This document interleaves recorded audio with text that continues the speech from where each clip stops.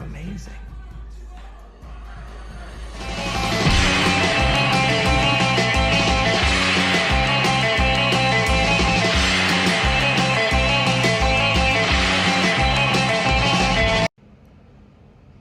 Has the Matrix got you down?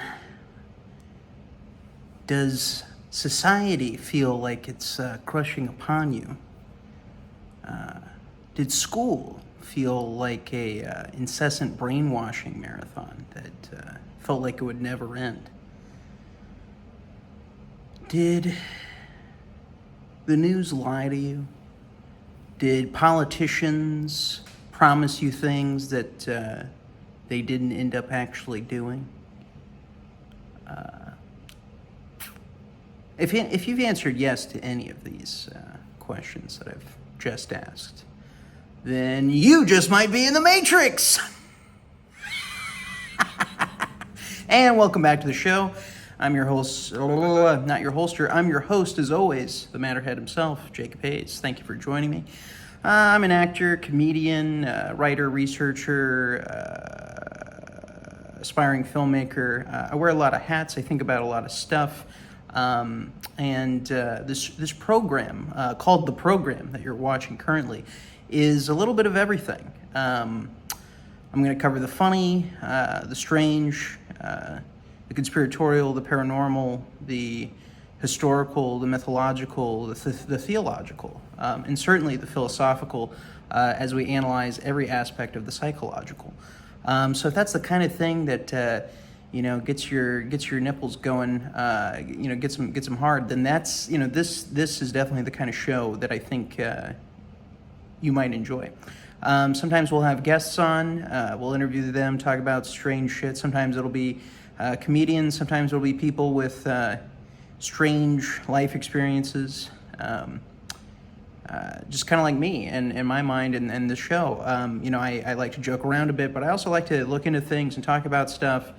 I run Strange TV. It's a comedy curiosity channel, much similar to the theme of this program. It has a little bit of everything.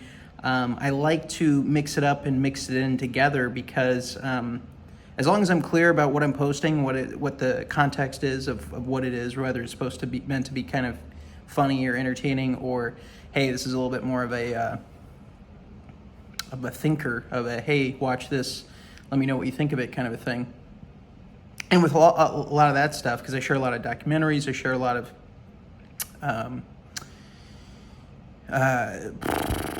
pieces of information of the grand jigsaw puzzle, if you will. I always try to make it pretty clear. I don't have the conclusions for a lot of this stuff. I just have research, the things I've seen, where I feel like I'm being led to the direction, what direction I'm being led to as far as what the truth is. And certainly I have a hypothesis that's more, I think, of an educated guess and kind of like born out of, hey, I've actually looked into this a little bit, and I think that a lot of what a lot of other people are saying is coming true in my lifetime. That's why I felt the need to comment on such things. I'm not trying to be a political force by any means, and I'm not trying to be a newscaster or anything like this. I'm an entertainer. I'm a storyteller. I write fiction. I write comedy for the most part, but I also have always had a very deep love for history, for a deep love for essentially all things supernatural or paranormal, in the sense that I've always felt that this world has more going on behind the scenes because of personal life experiences, family members who have had very interesting experiences, and the repetition to a point where it's not something that's deniable. And so it's something that I wanted to carry through with me into entertainment to a degree, because to me, the best storytelling and the best stories are ones, even if they're fictional, that contain a kind of truth from the real world embedded into them. And so I got started at a very early age, trying to source the stories and the folklore and the historical accounts as well, not just the mythology, of true wisdom and true existential, trying to figure out what's going on, where the hell are we, what the hell are we doing here, these kinds of things. And then also, what kind of lurks in the fringes or in the mysteries of our past or of the nature of the universe itself. To me, these are very fascinating questions. That's why I've liked projects like The Twilight Zone, why I've liked projects like, there's so much science fiction and fantasy that has done a great job of exploring these kinds of ideas, asking ourselves, we don't know what's in the unknown. How could we possibly? And even within our own historical record, even if it's not common knowledge anymore, because we're such poor students of our own history, there is so much evidence of interactions with things that very well could be considered fantastical, mythological.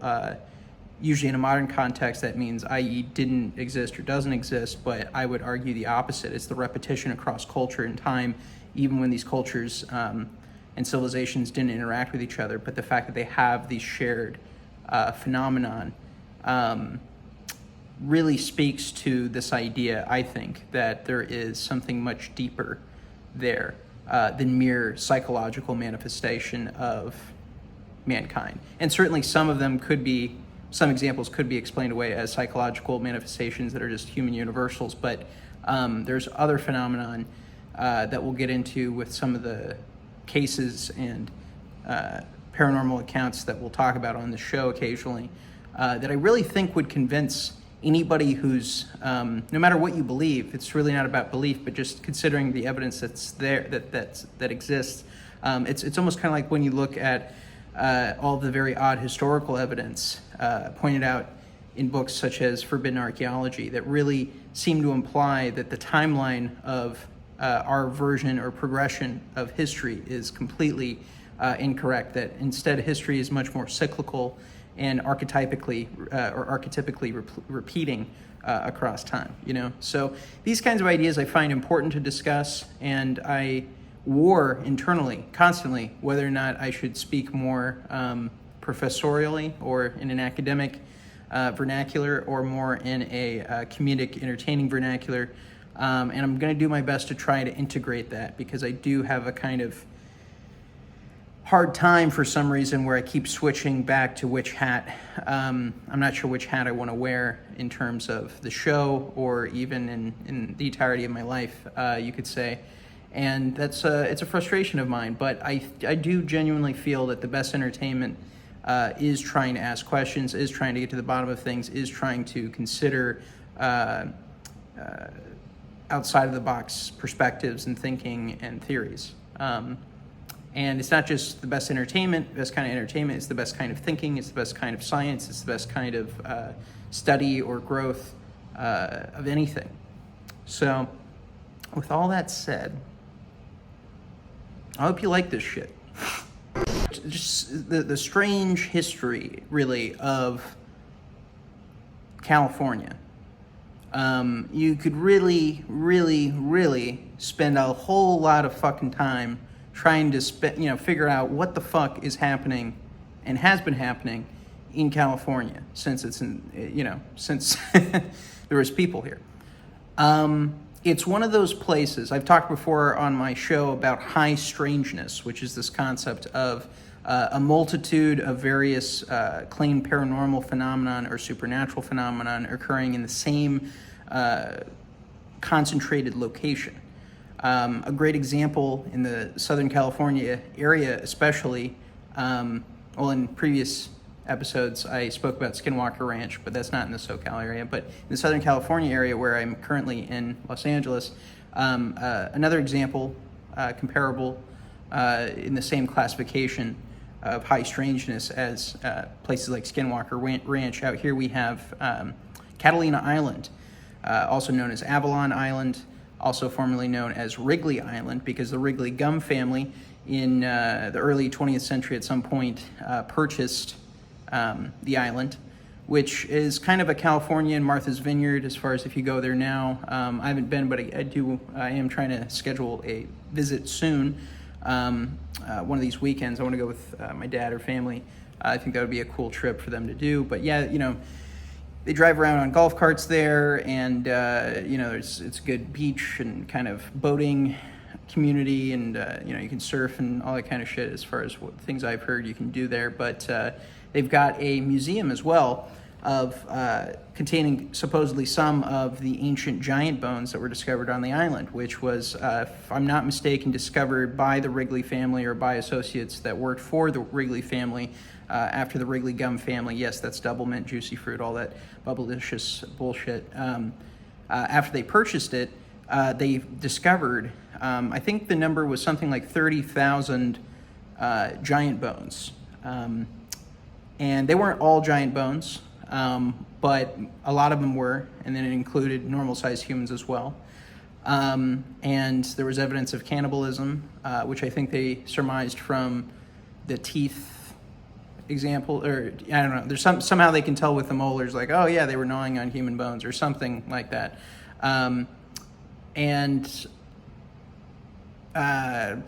Anyways, it's interesting that this is a story. Oh yeah, so anyways, there was evidence of cannibalism. There was evidence of, kind of ritual, kind of paganism and whatnot. Human sacrifice, infant sacrifice was discovered there. And there was at least one, if not several, articles in the LA area covering this. A lot of people will take newspaper articles from older, previous points in time and negate its validity just because it's from the past and it's a newspaper article. And back then there was a snake oil salesman. You know what I mean? I have a good buddy of mine that does this shit all the time. To me, it's very intellectually flaccid to promote that. That's really your take. First of all, I agree. It doesn't prove in of itself, right? But it validates that there was this claim back then, which is the whole point of bringing up the damn newspaper articles. So anybody who wants to be like, yeah, but back then they sold snake oil in the fucking... It's like, yeah, and nowadays journalism is completely dead. So trust me, I understand that you have to take a grain of salt with media of any point in time, but if we're just comparing apples to oranges, or apples to apples here, sorry, but I much rather take the journalism of yesteryear or of 100 years ago than the journalism of today. Because back then there was actually at least an attempt at figuring things out. And by the way, not just giant bones and cannibalism, this kind of weird freaky shit, but there are so many stories throughout the 18 and 1900s, not just in the newspapers, but that was, in official science and Smithsonian things and whatnot, where literally things were disappeared afterward. And they, would go off to the Smithsonian and then it was never be heard from again. Or they'd be like, oh yeah, we lost it. Our bad. They would take the bones, often it'd be bones, for samples, and then it would disappear. And then beyond that too, there was just so much, so many strange legends. Like there's like lizard people in the catacombs of beneath LA.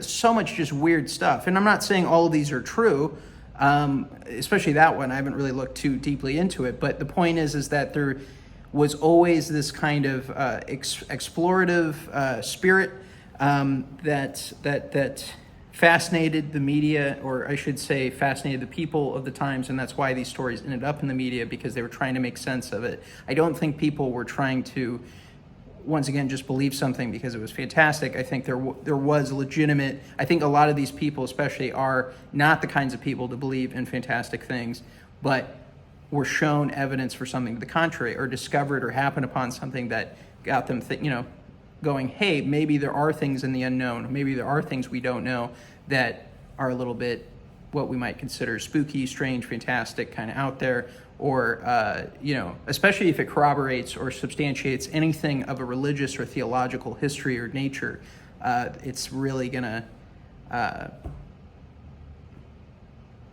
people really don't want to fucking deal with it, unless you're that honest farmer who happen upon the skeletons or the old artifacts or the old burial mound or whatever, and you have to go, oh shit, okay, this kind of changes history a little bit, and that's why I have such empathy, because even though, yes, there are people who like the Fiji mermaid have made up cryptoids and weird things like that, or false historical claims, even though that does occur as well, and I recognize that, the history of the things I'm talking about are, in my opinion, very well substantiated, that they occurred, and that evidence of such things is being intentionally disappeared, or at the very least sold on the black market, etc.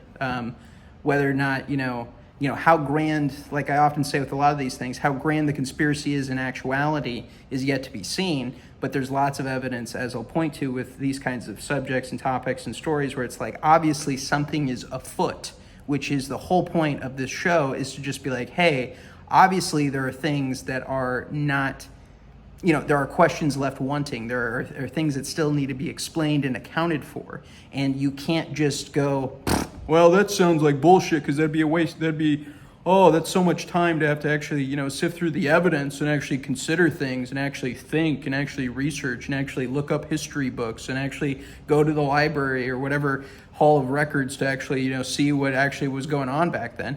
Most people don't want to do that. They want to go, that's so stupid, and go back to playing Call of Duty and, making fun of retards on Reddit, because that's the culture that we've brewed in America and in the world. Good God, is it not just the best time to be alive for anybody who cares about truth or intellect or history or what's really going on? God forbid I do my part in trying to figure out what the hell is happening in this crazy world that we call, Earth. So sorry if I sound bitter, but frankly, most people out there are completely fucking retarded, and I don't have time for anybody. I mean, comedy's dying, fucking intellect, academia's dying. I just got out of college and I didn't finish it because I fucking hated that shit a few years ago. And everybody I know who graduated is the most retarded motherfucker that, I'm sorry, they're fucking ridiculous. Like, the idea that, everything in our society now is, and I know I'm derailing topically, but everything in our society now is disintegrating and is a false promise of what it should be. Everything's a fucking joke. So, if you want to mock me being an outlier, not giving a shit, saying, hey, damn the system, burn it all down, I don't think you understand how much Rome's not just burning, like the buildings are crumbling and disintegrating. Hollywood itself's dying. I ask myself all the time, hey, why did I fucking move out to LA again? I promised myself I'd never come back, and yet here I am. But at the end of the day, I think we need more honest people, even in comedy, just being honest about what's really going on, or trying to be honest about what's going on. I always say, once again, I don't have all the answers. I'm no guru, but I am a guy who's willing to put my life and freedom on the line to say, hey, there's some shit that's not adding up. And whether it's, the bullshit of the entirety of the political spectrum, whether it's mainstream media forcing us, brainwashing us with lies, our school systems completely rewriting history and getting us indoctrinated so that we all fight with each other and that we question our identity, installing this identity crisis in all of us. We're really living in crazy times. And so when I bring up a story like Avalon Island, Catalina Island, talking about the giants and all this stuff, I know that most people will not hear it and will not look into it and will not consider it. But it is one of those fascinating aspects of American history and world history, frankly, that really speaks to this idea that we live in a very, once again, mystical, magical, fantastic place that needs to be mapped out. And a lot of this is just science and history that we have not encountered before. We haven't mapped out, or at least the mainstream versions of these institutions have not mapped out. And there certainly is a concerted effort to cover these things up. And what do they mean? And what does it all mean? I don't know if I'm that guy to say that. I have my own personal beliefs of where it seems to lead. The fact that Native American lore and biblical belief seem to be aligning in very strange ways when you start to study the giant, the concept of giants, as an existent force. And at the end of the day, or an existing element of history or whatever, at the end of the day, it's also not too fantastic of an idea, whether whatever these giants are do have any kind of even partial supernatural origin or not. The idea that giants could or do exist or did exist, to me, isn't at all any kind of hard pill to swallow. It just means that they were, slightly larger, and even if they were very larger, yes, it's interesting to know why, but the palpability of that doesn't upset me or anything like that. There's plenty of evidence of various hominids that existed throughout history. We've verified now that there was some equivalent to like hobbits and things like this. And so the idea that there would be giants doesn't faze me at all, especially when it's in the Bible. It's in so much mythology around the world, and the universal of these giants having traits like being cannibalistic, having 6 fingers, 6 toes, which once again is something that's found in Native American lore and belief and history as to encounters with these things and depictions of these things. They have 6 fingers, 6 toes, and that are cannibals, and that they had to fight them off because they were trying to eat the fellow members of their tribe. This is exactly how the giants of the Bible are described as well, being cannibalistic, having 6 fingers, 6 toes, and all leading up to this kind of theory of some form of genetic modification or supernatural or paranormal intervention, which the more you look into supernatural and paranormal encounters, you'll find that to be a huge crossover between the UFO and alien shit and the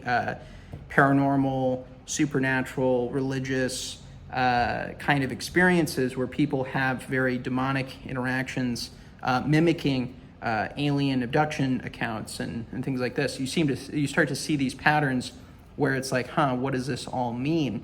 And so, yes, I could go into, what the Bible would tell you it means, or what, which even that has a lot of various perspectives in terms of these kinds of subjects, by the way, as to what's really going on.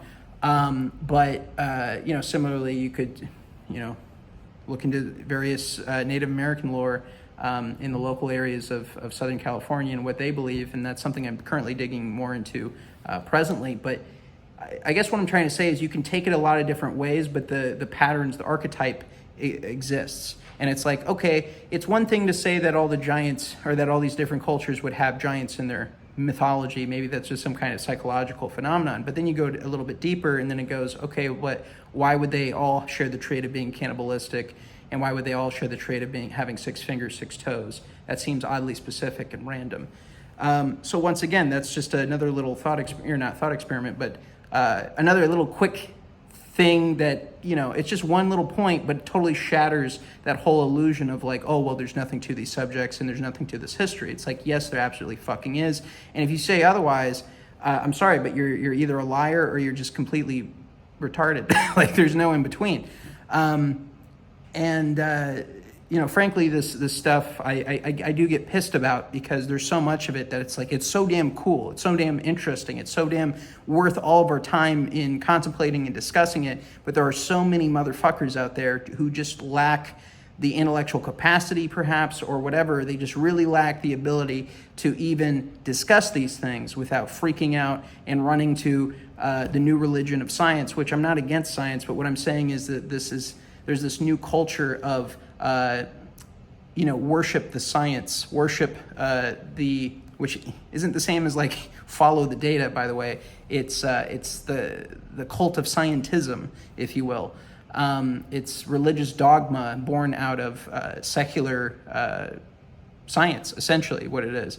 And what's crazy is that even those groups aren't data at all costs. They might claim that, but in reality, they are consensus at all costs. It's the consensus is the only thing that matters in those groups. And especially when you're considering historical and archaeological finds and more, what would you call, like behavioral aspects of human culture and whatnot. Those are things that science is really bad at answering and understanding for the most part. And ultimately it's too reductive because it filters everything through this very materialist, nihilist perspective. And there's so much to our history and our world that is spiritual in its nature and can only be understood in a spiritual, i.e. mental capacity. Because the ancient world, that which was mental or conceptual or spiritual or mystical was all of the same nature. It's that aspect of the human experience or the life experience that is the non-physical. And that encompasses our behavior, encompasses ideas, encompasses speech and music and art and higher philosophy, mystical, magical experiences or religious experiences, depending on your vernacular or your particular philosophical persuasion. And so these are all things that should be considered. And I know I'm ranting a little bit because I didn't get much sleep last night, which is a chronic issue of mine, being an insomniac. But, and that's also why I might drift off topic occasionally. But long story short, this whole situation with Catalina Island to me is utterly fascinating. There are, once again, so many different Native American tribes, even in North America, corroborate this belief in cannibalistic giants, 6 fingers, 6 toes, having certain traits like this. Often you hear, get reports of red hair. These are all things that you find in the European religious theological history, but also the folklore and mythology of Europe as well, and I'm sure many other places that I just haven't studied yet and haven't looked into. But there are so many repeating patterns with this that I'm always open to going like, hey, maybe we get to the bottom of this well and there really are no giants. But once again, it's like, why are there all these trails of information and evidence suggesting otherwise? It's almost like a conspiracy in of itself if they didn't end up being real or they ended up never having existed, because it's like, well, why is there all of these breadcrumbs leading to this idea that they did? And so it's just another little peculiar thing. Now, another peculiar fact, speaking of high strangeness locations, not only does this Catalina Island place have a fantastic history just in of itself with this 30,000 giant bones discovered by the Wrigley Gum Family, but additionally, this is one of the most massive UFO and USO, that's unidentified flying object, and then USO is unidentified submersible object, hotspots in the world, especially in America, or one of the number one spots ever that I've researched. There's constant sightings. There's plenty of videos you can find on YouTube and elsewhere online, including my channel, Strange TV, which you should definitely check out, where we have postings of some of these flying light or flying orb phenomena that are recorded on video. And that to me is very, very strange. You have these UFO or light orbs or whatever coming out of the water, going into the water, flying and moving at strange angles at high speeds, all the normal UFO crap, but now interacting with and going in and out of water, which is odd in of itself. And that's why I want to dig more into what the Native Americans might believe in this local area, and what tribes existed here long ago, and to what extent those medicine men or wisdom keepers might have believed or do believe, as far as what did they have, what were their opinions, and what did they have to make of if they did in fact interact or see these these kinds of phenomenon. Gosh, I hate living in LA, the damn siren. I would love to know what they thought of it, because I know a little bit about their beliefs about the giants and the 6 fingers, 6 toes and the cannibalism, and I still want to learn more about that. But even more interestingly, the relationship between that and the UFO/USO phenomenon, especially in Catalina Island or off the coast or just in the SoCal area in general, I think would be very interesting to look more into and to have a deeper discussion onto that. So that being said, if anybody does know anybody who is of a tribe or would know of the history of these kinds of encounters that I'm speaking of, I would love to get somebody on who could enlighten, especially a more Western or Western audience, if you will, as to that subject, because I myself have been very fascinated about this, and I've always loved what I'll stipulate with. I've always studied. I always loved anthropology. I love studying. Oh, what is that? culture believe, and what does their holy man, shaman, whatever believe, and what's their cosmology. I've always found that very, very deeply interesting. Even if I did believe, even from the get-go, that it was not true or whatever, I always found it interesting because you learn so much about climbing into another person's skull, essentially, and taking a look around and really trying to like leave yourself behind for a minute and just see how they saw things or see things. It's very, very enriching to me, and I learn a lot of things and connect a lot of dots doing that. So if you guys know anybody who could illuminate this subject a little bit more, or is of, kind of, I would love to get an actual wisdom keeper. I'm not sure if that's the right, I do apologize if I'm not using the right like terminology, but when I say this stuff, I think that is kind of the title, a wisdom keeper, or someone who would have the oral traditions or understand some of the more mystical or secret traditions or history as far as these certain Native American tribes interacting with the giants or the UFO phenomenon. I think it'd be very interesting to talk about, and certainly there is something there that is, that would be worth our time, that we could glean from. So anyways, that's just something I wanted to put out there. If anybody knows, definitely leave that in the comments. So yeah, Catalina Island, very, very strange place, Southern California in general. I myself have had several, I've seen many, many different things in the sky that I could not explain, that I've tried to record. LA does have a lot of air traffic also, so I try to take that into account. And there's definitely been at least a couple times where I thought I might have saw something, but then afterwards I was like, oh, okay, that probably was just a plane or helicopter or whatever. But I have recorded many, many things that were very, very strange. Not just in LA either, but there's certainly, I've seen stuff in Vegas, I've seen stuff out here in California. There's definitely something, especially Vegas to California, about that area or this area that there's something out there. There's something in the water. That's all I can say. And I don't know what to make of most of this stuff. I try to really hammer home to people. I'm not an aliens guy. That's not really my bag. But once again, there are phenomena that need explaining, and we shouldn't be afraid to dive into these subjects and talk about them and try to figure them out. Like, you shouldn't be considered weird or ooh, you're fringe or crazy or something like that just because you're looking into a phenomenon or aspect of nature that is recurring, and that there is plenty of sober individual evidence of, including military personnel and several others kinds of people that I think I've spoken of in other episodes that I think are stories that in of itself validate that, oh, okay, there is something to the field or to the study of researching these things. And then a lot of this isn't really me being a UFO researcher, it's me being a researcher of history, and then you end up happening upon all this weird paranormal mysterious stuff, which to me isn't ahistorical. In fact, it's the opposite. If history's proven anything to me, it's that we do live in a very magical world, a very magical universe, and that if anything, it's the powers that be, the elites of the world, that try to cover that up constantly and try to rewrite history in a way that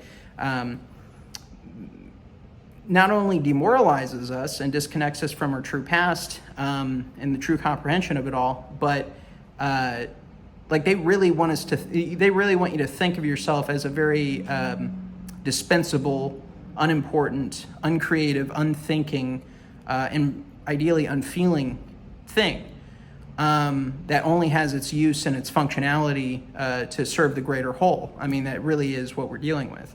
Or to serve, I should say, the tyrant at the top of the system rather than the greater whole even. So yeah, this whole phenomenon with Catalina Island, or the phenomenon surrounding Catalina Island, is very, very interesting, and trying to make sense of it is difficult because it's such a variety of stuff. It's like, okay, we got giant bones, we got cannibalism, we got UFOs, we got USOs, we got reportings that go all throughout, from the early days of settlers being out here to, the 1900s and whatnot, and certainly up through the 1960s and onward, skyrockets with phenomenon, which you got to wonder, how do psychedelics interplay with the UFO phenomenon? Or at least that's something that I wonder about a lot. The reason I wonder this is because I had a particular experience with witnessing a UFO that included kind of a dream state, not for when I saw the UFO, but it preceded that. where I had this vision of it, if you will, or this dream of it. And then I woke up, and like about a half hour later, fully lucid, fully awake. I think I was smoking a cigarette at the time. I used to be a cigarette smoker. And then it happened. And it wasn't even the same thing that I saw in the vision, but it was like the dream or the vision that preceded it was more of like them ringing me up on a telephone. And so that got me interested in this idea that there's some aspect of the UFO phenomenon that's related to consciousness or spirituality or the dream state in some way that we have yet to map, or at least some UFO phenomenon can interact in that way. And that's why I've been very interested in this new researcher, Nathaniel J. Gillis, new in the sense that I've come upon him recently, that I find very interesting because he gives a more biblical based perspective on this topic. But it really got me going on this whole idea because I've thought before of the similarities between psychedelics and spiritual and religious and paranormal phenomenon and the interplay of that. Just the DMT studies alone, where they did clinical studies of administering the psychedelic substance that exists in almost all living things, called DMT, to 8 individuals in a clinical study, real scientists, real medical doctors studying them in a controlled environment. They all said that they spoke to the same spiritual entity. And this gets into this whole new age basket of topics, where there's this interesting relationship between psychedelics, spirituality, paranormal phenomenon or experiences, essentially contacting, interacting with entities, or them trying to interact with you or whatever. And what does it all mean? Tough to say, but it does substantiate more and more that consciousness and the spirituality is more fundamental to our psyche and ourselves in our individual persona than we'd realize. I mean, the ancient world, most people or most of the beliefs, I think, did center around this idea that everything emanated from the spiritual, and that the physical world was a shadow or a reflection in a way, or an outgrowth, kind of like a fruit of the spiritual world, and that it's just scratching the surface to understanding everything, understand all that is of the material or physical universe, and that there's really this connected ethereal spiritual element that is really behind the scenes, pulling the strings, running the show. And that certainly to me it coincides with so much religious and mythological belief around the world, regardless of religion or culture or what the exact dogma was of that area. That in of itself shows me that, it would make sense that there is some kind of phenomenon that repeats across cultures and across time that is manifesting in various ways, but has these certain shared features. I mean, that's as close to an answer as I can get to anybody as to what the phenomenon is, which is why I always say defining the phenomenon is a dangerous thing to try to do, but showing or stating or validating that the phenomenon is occurring and that it is existing in nature and that it does need to be solved or mapped, there's no question. It absolutely does exist. The data is completely in favor of it. It really just is a matter of, are you brainwashed, are you propagandized, or are you so closed off or whatever that you're not going to look into it, versus the people who have looked at the evidence and who, I'm not saying it's easy, but if you're being honest and you look at the evidence, it's extraordinary. And I've been talking this episode almost entirely just about the SoCal area in the Los Angeles, Catalina Island area. And when you start really expanding your view on this stuff and zooming out, this stuff repeats across cultures, across time. It's everywhere. It's in everything. Which is why I always go back to, okay, haters, doubters, etc. If you want to say that there's nothing to these topics, prove me fucking wrong. You know what I mean? How about you roll up your sleeves and you get involved with getting to the bottom of it, rather than just being like, hey, if you look into this stuff, you're crazy or whatever, you know what I mean? Which goes back to the armchair critic point of this episode, which is just to say that it's very easy to have a knee-jerk reaction and say, oh, that's stupid, oh, that's dumb, oh, that's a waste of time. But I have a lot more respect for, to borrow Teddy Roosevelt's quote, the man in the arena who is bleeding and sweating. And yeah, he might stumble, and yeah, he might be shaken because he's really tired, but you know, he's fucking in the arena. He's fighting. He's at least fighting for the truth. Can you say the same? Are you fighting for the truth? I fucking doubt it. Anyways, it's been about a half hour, so I'll let you guys go. This has been the program. Sometimes it's funny, sometimes it's strange, but it's always entertaining. Tune in, as always, Fridays and Saturday nights at midnight, and I toss in a couple free extra episodes throughout the week. So always stay tuned. You can follow us on the YouTube, the BoobTube. The program is the podcast channel, and then Strange TV is my main channel. Thank you very much for joining me. I'll talk to you soon.